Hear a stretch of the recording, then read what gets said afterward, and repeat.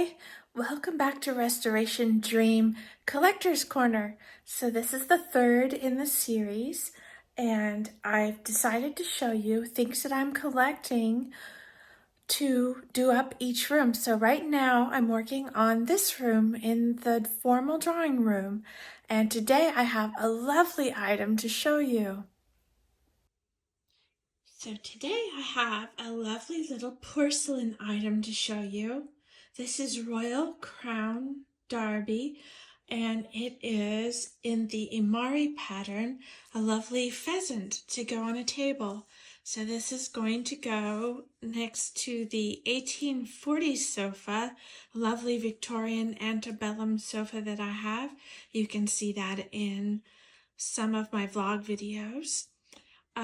This will go on the side table. So this belonged to my mother, and she had a collection of animals. I actually had a collection of animals of my very own. I had a little baby robin bird and a toad, since I love toads so much, and sadly they have been lost.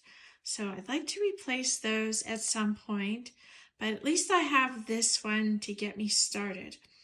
Now, I just love the colors in this bird.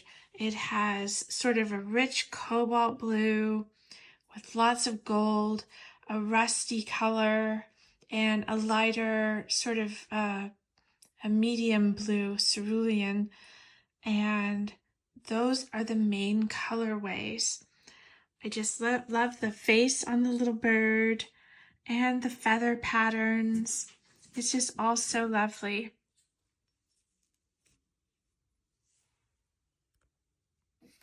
Actually, I love the Japanese Imari pattern.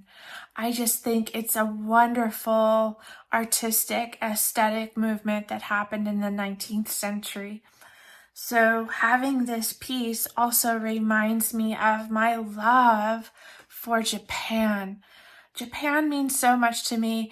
I really hope someday that I'll have some subscribers from Japan so I can talk about Japan with them. That would be wonderful. If you happen to see this video and you're from Japan, please write to me and say hello. My name is Alexandra, and I would love to speak to you. I love your country so much. But I've actually been to Japan many times with my father. He worked for a Japanese shipping company called K-Line, and it was Kawasaki. So it's a bigger, Kawasaki is a larger umbrella of companies, and it's a big international steam shipping company, containers, oil, all sorts of things. So I was so really blessed to be able to travel to Japan with my dad a few times all by myself. So that was just really exciting as a teenager. So I stayed in Tokyo at the lovely Imperial Palace Hotel, which is right across from the Imperial Palace where the Japanese royal family lives. I bet you didn't know they had a royal family, and they do, and it's a very ancient royal family.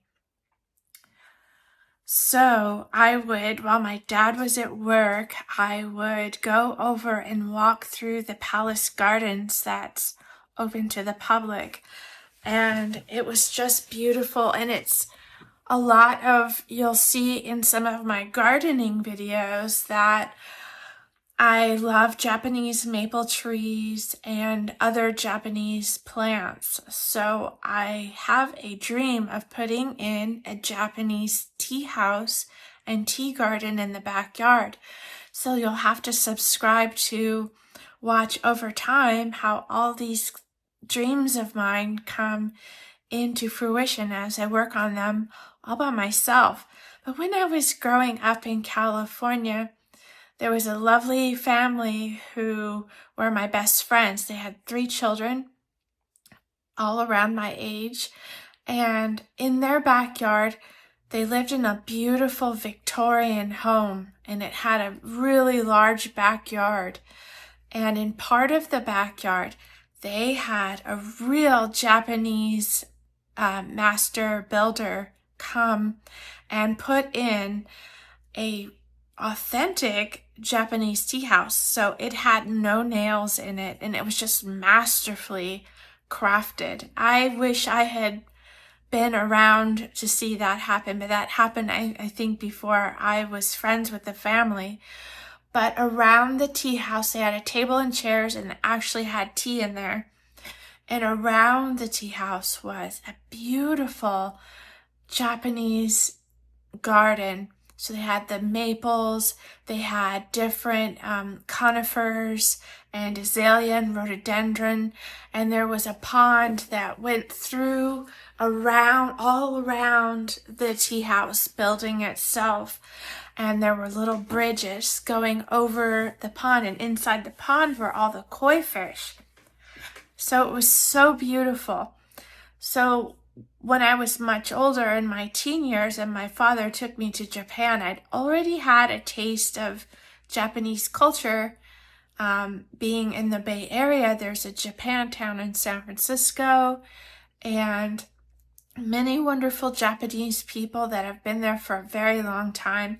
Wonderful Japanese nurseries where you could buy plants and bonsai trees. And it was just really wonderful to have that influence. I always believe in having a lot of things influence your personality. So I think the Japanese culture is very gentle, very proper, very formal, and those are values that I hold dear to my heart.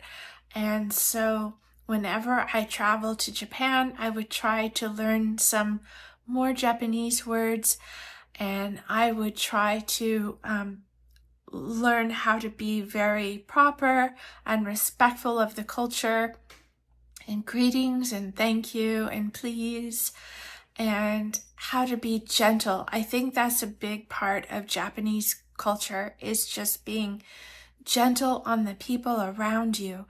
So I've sort of created this restoration dream with some of those values incorporated in my heart and into the channel, where I like it to be a peaceful, gentle restoration of a home and garden. And I love it to have the stories of all of these beautiful objects that I've collected, like this lovely Imari Royal Crown Derby pheasant, which is English bone china, but in the Japanese Imari style. So I like to be able to tell you stories as I'm working on the house over time.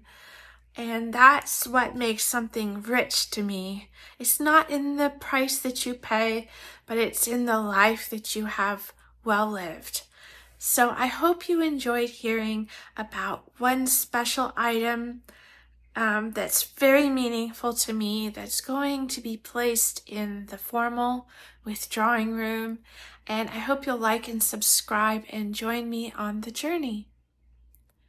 So if you'd like to see what I do with this formal drawing room and my formal dining room, please like and subscribe and follow the journey. I would just love to have you. And if you're interested in supporting the channel further, we have a Patreon page now with insider looks. So I'll leave you a description in the box below. Thank you and bye. I'll see you in the next one. Bye.